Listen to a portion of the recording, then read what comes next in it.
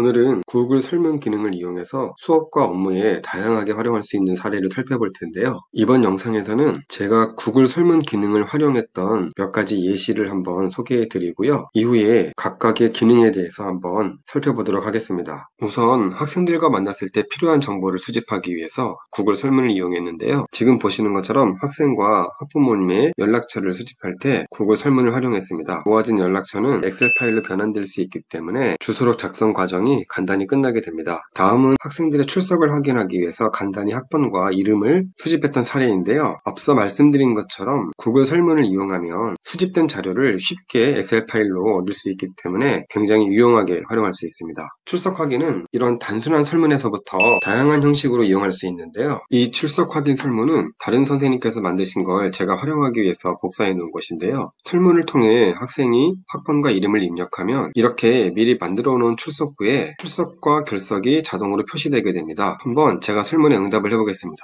2학년 1반 1번이고 이름은 강가진으로 테스트를 해보겠습니다. 응답을 하고 나면 아까 보았던 출석부에서 학생이 출석되었다고 바뀌어 있습니다. 저 같은 경우는 출석 확인을 하고 나서 출결 상황을 한눈에 보기 쉽게 따로 엑셀 파일로 정리해 놓았는데요. 학생들이 응답한 자료를 복사해서 엑셀 파일에 붙여놓고 출석 확인 버튼을 누르면 결석생이 노란색으로 표시되도록 자료를 누적시켜 보관하고 있습니다. 학생들과 상담 일정을 정하기 위해서도 구글 설문 기능을 활용했습니다. 이 설문에서는요, 학생이 기본적인 인적사항을 입력한 후 상담을 원하는 시간을 선택하게 되어 있습니다. 테스트해 보겠습니다. 학번과 이름 그리고 이메일 주소를 입력한 후에 본인이 상담을 원하는 날짜에서 상담 시간을 선택합니다. 그리고 제출 버튼을 누르면 신청이 완료되는데요. 당연히 이 결과는 엑셀 시트로 정리가 되고 있는데요. 이렇게 강가진 학생이 화요일 9시에 상담을 신청했습니다. 그런데 이 설문의 특징은요, 제가 다른 학생이 되어 다시 한번 상담 신청을 해보겠습니다. 이 학생도 강가진 학생과 마찬가지로 화요일 9시에 상담을 희망하고 있는데요. 기본적인 사항을 입력하고 화요일 9시를 선택하려고 보니까 9시 신청이 없습니다. 이 설문은 일종의 선착순 모집과 같은 기능이 설치되어 있어서 9시는 보기에서 사라진 것입니다. 그리고 이 설문에는 또 한 가지 기능이 추가되어 있는데요. 엄밀하게 말하면 이 구글 시트에서 활용되는 기능입니다. 학생이 신청한 상담 일정이 개별적으로 이메일로 전송되는 것입니다. 이메일로 전송된 PDF 파일을 살펴보면 본인이 신청한 요일에 상담 일정이 기록되어 있는 것이죠. 이런 기능을 활용하면요, 구글 설문에서는 퀴즈의 기능이 있어서 문항별로 정답을 체크하고 점수를 부여할 수 있는데요. 그 점수 여부에 따라 인증서를 발급하는 재미난 기능도 있습니다. 그래서 저는 조금 유치하지만 이런 디자인의 인증서 서식을 만들어서 학생들이 문항을 풀고 일정한 점수를 획득하면 인증서를 발급하는 그런 활동을 생각하고 있습니다. 그리고 저희가 이번에 EBS 온라인 클래스 때문에 선생님들의 연락처를 학생들에게 공개했는데요. 2학년과 3학년의 경우는 학생들마다 서로 다른 선택 과목을 수강하고 있어서 선생님들의 연락처를 보기 쉽게 만들어주는 게 상당히 까다로운 작업이었는데요. 지금 보시는 것처럼 학생마다 서로 다른 선택 과목에 따른 시간표와 함께 해당 과목 선생님의 연락처가 입력되도록 해서 이메일로 모두 배포하였습니다. 이런 기능은 다양한 행사에서 신청과 접수, 확인, 혹은 인증서 또는 수료증 발급 등에 다양하게 활용할 수 있고요. 지금 계획으로는 학생들의 수행평가 점수를 확인할 때도 개별적으로 이메일을 발송해서 학생이 본인의 점수만 쉽게 확인할 수 있도록 만들어 볼 생각입니다. 그리고 수업 시간에는 학생들이 수업에 조금 더 적극적으로 참여할 수 있도록 퀴즈 형태로 설문을 배포하였는데요. 학생들이 수업을 듣고 있지 않다가 마지막에 적당히 답을 입력하고 설문지 제출하는 것을 방지하기 위해서 문항을 체크하고 특정한 숫자를 입력하지 않으면 다음 페이지로 넘어갈 수 없도록 했습니다. 선생님이 알려준 힌트를 입력해야만 다음 페이지로 넘어갈 수 있기 때문에 한눈 파는 것을 조금이나마 방지할 수 있지 않을까 생각했습니다. 실제 시험에서 보는 문항과 굉장히 유사하고요. 학생들은 모든 문항을 풀고 정답을 바르게 입력해야만 다음 페이지로 넘어갈 수 있기 때문에 여러 개의 문항을 묶어 놓으면 요행으로 정답을 찍어서 다음 페이지로 넘어갈 수 있는 경우는 굉장히 낮은 확률이라고 할 수 있습니다. 그리고 이 활동은 모둠 활동으로 진행했기 때문에 학생들이 조금 더 적극적으로 문제를 푸는 것 같았습니다. 이 원리를 조금 더 활용하면 온라인상에서 많이 볼 수 있는 방탈출 퀴즈와 같은 형식의 문항도 만들 수 있습니다. 이번 설문은 제가 지난 2학기 기말고사가 끝난 후에 학생들과 전자책을 만드는 모둠 활동에서 학생들의 활동 내용을 기록하기 위해 만든 설문입니다. 4시간 동일한 설문지를 배포해서 학생들이 활동했던 내용을 입력하게 해두었습니다. 최종적으로는 이러한 설문 결과를 얻을 수 있었고 이 내용을 학생 학생 이름별로 정렬을 하면 학생이 매 차시마다 어떤 활동을 했었는지 쉽게 파악할 수 있기 때문에 학기 말에 생활기록부 입력에도 도움이 되었다고 생각합니다.